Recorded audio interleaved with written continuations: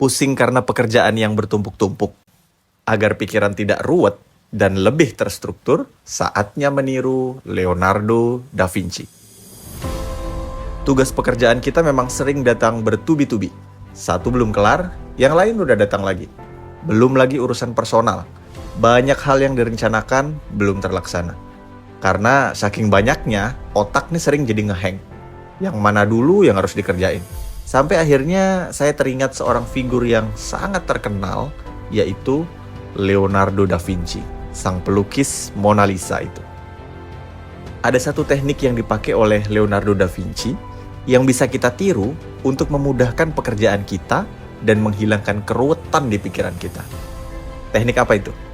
Journaling. Leonardo da Vinci adalah seorang yang sangat produktif. Dia ilmuwan, juga arsitek, juga ahli anatomi, juga pelukis, dan banyak lagi hal luar biasa yang datang dari seorang Leonardo da Vinci, di luar lukisan yang legendaris Mona Lisa itu. Nah, satu hal yang mengagumkan dari Leonardo da Vinci adalah kebiasaannya untuk journaling yang luas dan rinci. Apa aja sih isi journalingnya Leonardo da Vinci itu? Macam-macam.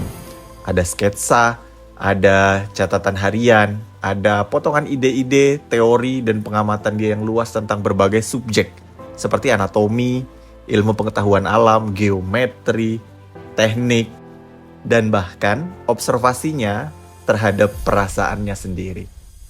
Jadi ada apa sebenarnya dengan jurnal? Kenapa jurnal? Ternyata dalam banyak riset terkini memang disebutkan bahwa jurnal punya banyak sekali kemanfaatan. Misalnya, meningkatkan kesehatan mental. Dengan journaling, seorang jadi lebih sadar dengan pikiran dan perasaannya sendiri, bisa mengidentifikasinya, dan bisa dikembangkan untuk hal yang lebih baik. Kemudian juga meningkatkan keterampilan pengamatan. Karena nggak sekedar mencatat peristiwa doang seperti diary, tapi jurnal juga lebih berupa observasi kita terhadap lingkungan. Jurnal juga ternyata meningkatkan kreativitas dan membantu kita untuk lebih mengenal diri kita sendiri. Banyak tokoh-tokoh terkenal lainnya, tidak hanya Leonardo da Vinci, ternyata yang menggunakan jurnal ini banyak. Misalnya, Marcus Aurelius, sang kaisar yang terkenal itu. Dan dalam literatur lainnya, misalnya literatur Islam, ada Ismail Al-Jazari, Ibnu Sina, dan lain-lain. Jadi saking terbuktinya nih keampuhan journaling, ayo kita tiru bagaimana Leonardo da Vinci membuat jurnal.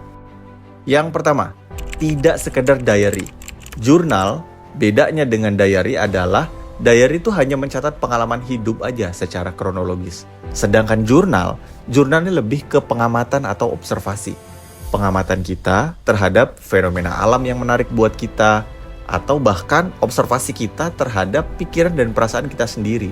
Dengan begitu kita bisa membuat jarak terhadap pikiran dan perasaan kita sendiri sehingga lebih jernih dan tidak ruwet. Pelajaran kedua, kita gabungkan kata dan gambar. Kebanyakan orang-orang menulis jurnal ini berupa catatan-catatan panjang doang. Tetapi Leonardo da Vinci menggabungkan catatan dengan sketsa, tulisan digabung dengan gambar. Memang gambar atau visualisasi adalah cara termudah untuk menggambarkan hal yang sulit dijelaskan dengan kata-kata. Jadi jurnal nggak harus selalu kata-kata panjang. Bisa berupa sketsa, gambar, atau mind map peta pikiran yang mempermudah kita untuk visualisasi hal-hal yang sedang kita kerjakan atau pikirkan. Pelajaran ketiga, multidisiplin. Kita harus luaskan observasi kita. Dengan membuat jurnal, oke lah dimulai dengan tema utama atau minat yang kita sukai, lalu kita kembangkan kepada hal lain yang beririsan dengan tema kesukaan kita. Seperti Leonardo da Vinci, yang kemudian menjadi seorang polymath atau menguasai banyak subjek. Dengan begitu, kita akan terbantu untuk menyelesaikan pekerjaan-pekerjaan kita karena wawasan yang semakin luas dan penguasaan yang tidak hanya berhenti di satu tema.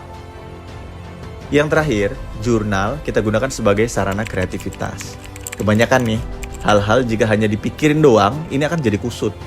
Tapi kalau kita tuliskan secara spontan di jurnal, kita tulis bisa berupa narasi, bisa berupa sketsa, bisa berupa peta pikiran, atau pengamatan kita terhadap hal-hal di luar kita atau terhadap diri sendiri, kita tulis aja nih meskipun random, nanti dari sana muncul ide-ide kreatif. Karena kreativitas itu adalah seni menggabungkan dua hal yang sepertinya nggak ada kaitannya, tapi kita bisa mencari koneksinya. Oke, segitu aja beberapa tips untuk meniru jurnal Leonardo da Vinci. Bagaimana menurut Anda? Apakah Anda sudah pernah mencoba journaling? Tuliskan di kolom komentar dan jangan lupa bantu like and subscribe.